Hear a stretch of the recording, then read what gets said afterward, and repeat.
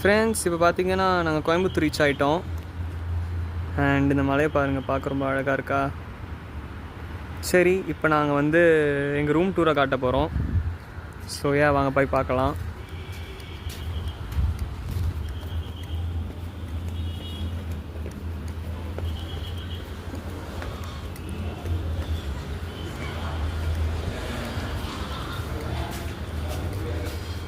இதான் பார்த்தீங்கன்னா நாங்கள் தங்கியிருக்கிற ரூமே.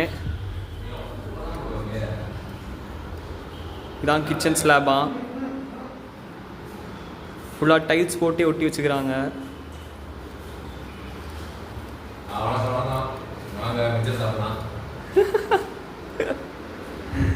மூணு பேர் மிச்சம் சாப்பிட்டுட்டு இருக்காங்க.